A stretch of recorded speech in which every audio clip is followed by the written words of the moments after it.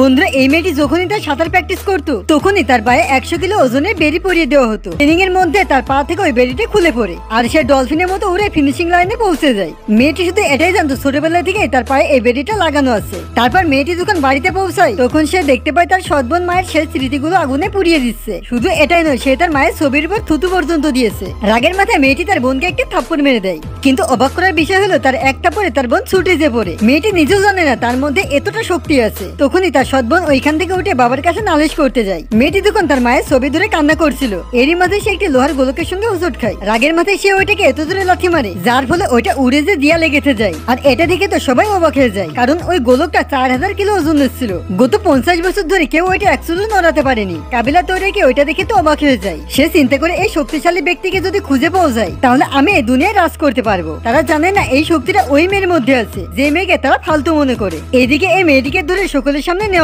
হয়। তার সৎ বোন তার বাবার কাছে নালিশ করে সে আমাকে অনেক মারধর করেছে। মেয়েটি সৎ না বলে এই মেয়েটিকে বাসা থেকে বের করে দেওয়া উচিত। মেয়েটাও আশা করেছিল হয়তো তার বাবা তার সঙ্গ দিবে। তার সৎ মা তো এটা পর্যন্ত বলে দেয়, যদি এই বাড়িতে থাকতে চাও তাহলে নিজের পা নিজে ভাঙো। রাগে রাগে মেয়েটি নিজের হাতে একটি লাঠি তুলে নেয়, তারপর নিজেকে মারতে যাবে। ঠিক তখনই পার্ট 2 এর জন্য ভিডিওটা লাইক করে চ্যানেলটিকে সাবস্ক্রাইব করো।